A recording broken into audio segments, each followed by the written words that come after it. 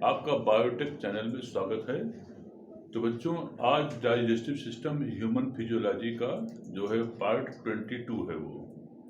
अच्छा, इसके पहले के वीडियो में हमने आपको बताया था कि किस प्रकार से लार्ज इंटेस्टाइन हमारी काम करती है, उसको देखिएगा। और हम चैनल को शुरुआत करें इसके पहले आप इसको जो है वो चैनल को सब्सक्राइब कर दीजिए, जिससे कि आपको हर वीडियो आपके पास तक पहुंचता रहे। और इसको शेयर कर दीजिए, जिससे कि आपके और दोस्तों तक ये वीडियो बच्चों जाता रहे, क्योंकि बहुत ही इम्पोर्टेंट टॉपिक होता है वो।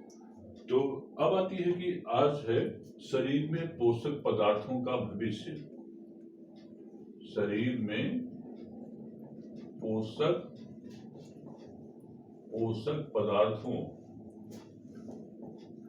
शरीर में पोषक पदार्थों का भविष्य और इसको बोलते हैं जिसमें एट ऑफ न्यूट्रिएंट्स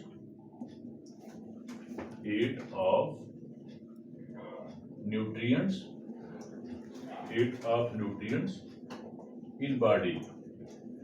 तो बच्चों, इसमें क्या होता है कि जिस समय, जैसा कि हमने बताया था कि छोटी आंत में जो माइक्रोबिलाई होते हैं, तो माइक्रोबिलाई में जो है माने कि इसको माइक्रोबिलाई जो होता है इसी के द्वारा जो होता है अवशोषण होता है।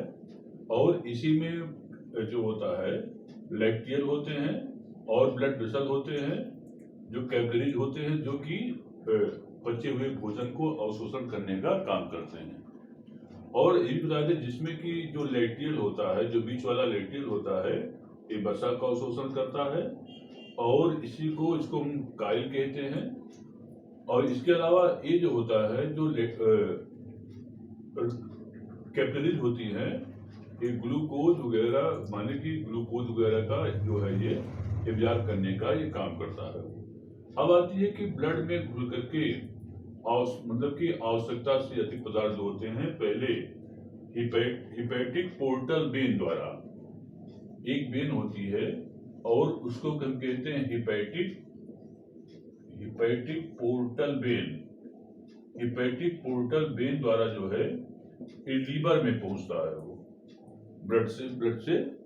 तो अब आती है कि ब्लड में डिजॉल्व होकर के जब अवशोषित पदार्थ माने कि ये जब हिपैटिक पोर्टल वेन द्वारा जब लीवर पहुंचता है, तो लीवर को एक तरह गृहिणी कहा गया है वो। एक इसको कुशल गृहिणी के समान जो लीवर हमारी काम करती है। जिस प्रकार से जो गृहिणी होती है माने हाउस वाइफ होती है, इस साल भर के फूड मटेरियल को कूट पीट कर रख रहती है, वही काम हमारे बॉडी में लीवर करता है वो। तो लीवर जो होती है ये क्या काम करता है कि एक जो ग्लूकोज होता है वो ग्लूकोज, तो ग्लूकोज को क्या काम करता है ग्लाइकोजन में जो है एक विशेष प्रोसेस द्वारा, और हम उसको कहते हैं ग्लाइकोजेनेसिस कहते हैं। ग्लाइकोजेनेसिस द्वारा जो है उस ग्लूकोज को ग्लाइकोजन में कन्वर्ट कर देता है और ग्लाइकोजन के रूप में लीवर में और मसल्स में हमारे स्टोर हो जाता है। और यह ग्लाइकोजन जो है इसको हम एनिमल स्टार्च कहते हैं। माने कि जो जिसे प्लांट में होता है स्टार्च के रूप में फूड का संग्रह होता है, उसी प्रकार से ग्लाइकोजन के रूप में जो है वो एक फूड का संग्रह हो जाता है और इसे हम एनिमल स्टार्च कहते हैं। अब आती है कि जिसे हम फिर अब ये ग्लाइकोजन जो है ये जब आवश्यकता पड़ती है तो लीवर जो होता है ग्लूकोज को में कन्वर्ट कर देता है, और एक जो क्रिया होती है इसे हम कहते हैं ग्लाइकोजिनोलिसिस कहते हैं वो। तो ग्लाइकोजिनोलिसिस वह क्रिया होती है जिसमें कि ग्लाइकोजन को ग्लूकोज में यही लीवर कन्वर्ट कर देता है। इसको हम ग्लाइकोजिनोलिसिस प्रोसेस कहते हैं। तो अब बहुत इंपॉर्टेंट पॉइंट है, अगला प्रोसेस क्या करता है कि हमारे बॉडी में अगला क्या होता है कि जो एमिनो अम्ल होते हैं हमारे बॉडी में जो होता है आवश्यकता से अधिक एमिनो अम्ल को, आवश्यकता से अधिक एमिनो एसिड्स या एमिनो अम्ल को, ये क्या काम करती है? लीवर जो होता है डीएमिनेशन, एक प्रोसेस होती है, इसे हम डीएमिनेशन कहते हैं। और ये डीएमिनेशन द्वारा जो है इसे कीटो एसिड, इसे जो है कीटो अम्ल या कीटो एसिड्स और एंड अमोनिया में जो है इसे तोड़ देता है जो है वो। माने ये लीवर क्या काम करता है? डीएमिनेशन प्रोसेस द्वारा इस इम्यूनो अम्ल को कीटो एसिड्स और अमोनिया में जो है वो तोड़ देता जो है वो। अब आती है कि और इस अमोनिया को यकृत की कोशिकाएं जो है, यकृत की कोशिकाएं किडनी जो होती है यह मेन एक्सक्रीटरी ऑर्गन्स होती है वो, जिसे कि हिंदी में हम ब्रिक कहते हैं वो। और एक किडनी द्वारा जो है वो उत्सर्जन के लिए ब्रिक माने कि इसको किडनी कहते हैं, तो किडनी द्वारा उत्सर्जन के लिए इसे यूरिया में बदल करके, माने कि अमोनिया को यूरिया में बदलने का हमारा लीवर करता है।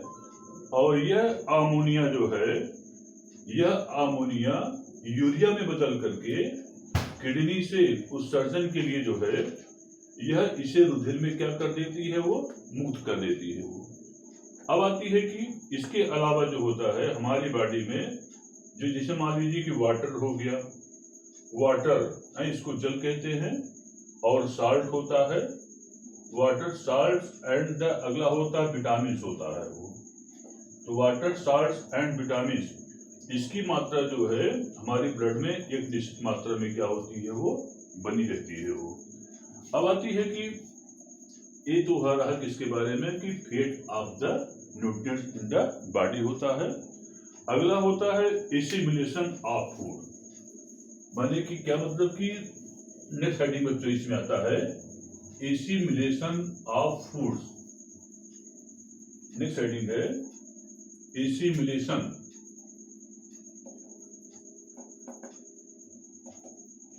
एसिमिलेशन या इसकी हिंदी होती है स्वांगीकरण होता है वो, स्वांगीकरण, या उसको इंग्लिश में क्या कहते हैं हम, एसिमिलेशन, एसिमिलेशन कहते हैं वो। तो स्वांगीकरण क्या होता है? पचे माने अवशोषित हुए भोज्य पदार्थ के कोशिका में जाकर के विलीन होने को हम एसिमिलेशन या स्वांगीकरण कहते हैं। बहुत इंपॉर्टेंट पॉइंट है वो कि एब्जॉर्ब फूड जो कि कोशिका में जाकर के माने सेल में जाकर के और विलीन हो जाए और उसका हम उपयोग करें, वही जो होता है स्वांगीकरण या एसिमिलेशन कहलाता है वो। अब आती है कि इस एसिमिलेशन में क्या होता है कि जैसे मान लीजिए कि ग्लूकोज होता है वो, ग्लूकोज, तो ग्लूकोज जो होता है यह एक मोनोसैकेराइड होता है। ग्लूकोज जो है क्या है, यह एक मोनोसैकेराइड है वो, मोनोसैकेराइड होता है। और इसका उपयोग जो है माने ये ऑक्सीडेशन होकर के इसका उपयोग हम एनर्जी के रूप में माने ऊर्जा के रूप में इसका उपयोग हम करते हैं वो। अच्छा, अब आती है कि इसके बाद क्या होता है कि जैसे मान लीजिए फैट्स हो गया, फैट्स वसा हो गया, and phospholipids, fats and phospholipids, ठीक है। फैट्स और फास्फोलिपिड्स का जो है इसका उपयोग अंगों और कोशिकांगों, जैसे मान लीजिए कि जो सेल मेम्ब्रेन होती है उसके भी निर्माण में जो होता है फास्फोलिपिड्स और फैट्स क्या होता है, ये उपयोगी होता है वो। अब आती है कि और इसके अलावा आप देखेंगे स्टेरॉइड्स जो है वो, स्टेरॉइड्स होते हैं एंड और हार्मोन्स, स्टेरॉइड और हार्मोन्स के निर्माण में भी ये क्या होते हैं, ये उपयोगी होते हैं वो। अब आता है कि अगला होता है इम्यूनो एसिड्स, इम्यूनो एसिड्स। मनुष्य जो एमिनो अम्ल होते हैं वह क्रेब्स चक्र माने जो क्रेब्स साइकिल चलती है, क्रेब्स साइकिल जो है यह श्वसन माने जब एरोबिक श्वसन होता है उसमें क्रेब्स साइकिल चलती है वो, और इसको देने वाले वैज्ञानिक हैंस क्रेब्स थे। और इस एमिनो एसिड्स जो है यह क्रेब्स चक्र में शामिल होकर के ऊर्जा उत्पादन में क्या होती है, ये सहायक होती है वो।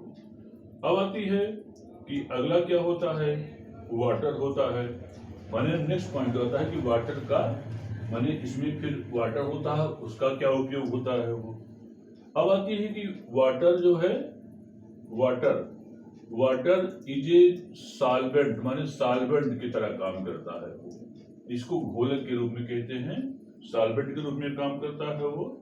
और यह एनाबॉलिक सिंथेसिस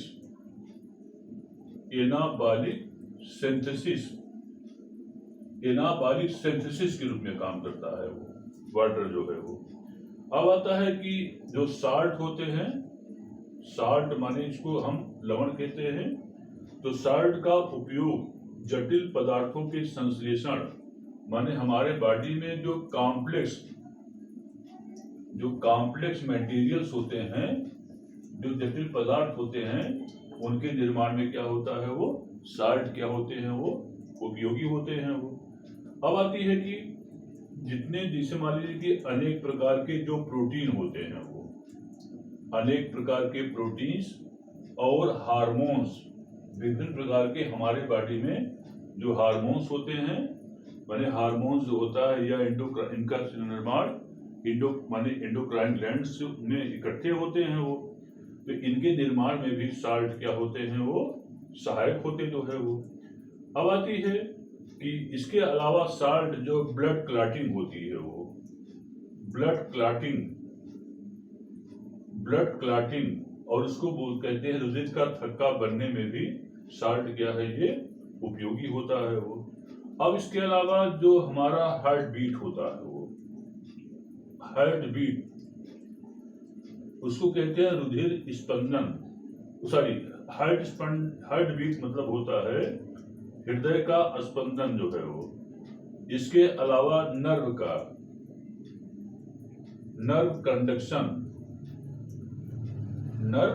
कंडक्शन जो है वो, ठीक है, तथा हड्डी माने बोन्स एंड टीथ के फॉर्मेशन में भी जो है वो ये क्या काम करते हैं वो, माने कि ये साल्ट जो होता है वो हेल्पफुल होते हैं वो। तो बच्चों ये जो इतना रहा किसके बारे में, वो डिसिमिनेशन के बारे में रहा, क्योंकि इतने सब पदार्थ जो होते हैं, जो पदार्थ हम फूड लेते हैं उस फूड के रूप में हमारे लिए क्या होते हैं, ये उपयोगी होते हैं वो।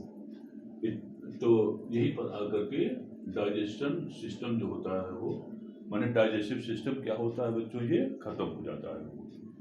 अब आती है कि अगला इसके बाद हम जब बात करते हैं तो चूंकि हमको पोषण मिलना है वो, तो पोषण का मेन देने वाला जो होता है प्लांट्स होता है वो, प्लांट्स। तो प्लांट्स वाली बात करते हैं तो इससे रिलेटेड फोटोसिंथेसिस आता जो है वो, क्योंकि बिना फोटोसिंथेसिस के हमको फूड नहीं मिलेगा, और जब फूड नहीं मिलेगा तो हमें जो है वो प्रॉब्लम होगी। तो इसलिए हम जो होता है, हम जब बात करते हैं कि फूड लेने देने वाली, तो इसमें क्या होता है कि ये प्रोसेस होती है जब इसके बाद वाला, क्योंकि यहीं पर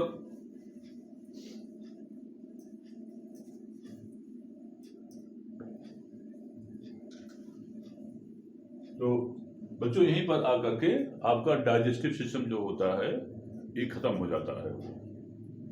तो अब आती है जब इसकी बात करते हैं तो इसमें आता है कि अगला जब ले चलते हैं आपको फोटोसिंथेसिस की ओर चलते हैं जो है वो, क्योंकि बिना फोटोसिंथेसिस और फूड फॉर्मेशन के जो है वो क्या बोलते हैं कि हमको फूड नहीं मिल सकता है वो, और जब फूड नहीं मिलेगा तो डाइजेस्टिव सिस्टम कैसा होगा, इसलिए फोटोसिंथेसिस की ओर हम आपको ले चलते जो है वो। तो अब आता है कि फोटोसिंथेसिस चैप्टर। इसके बाद वाली वीडियो में आपको हम फोटोसिंथेसिस प्रकाश संश्लेषण के बारे में डिस्कस करेंगे, जो कि परीक्षाओं में बच्चों पूछा जाता है वो। तो इसको लाइक करना ना भूलिएगा बच्चों। धन्यवाद।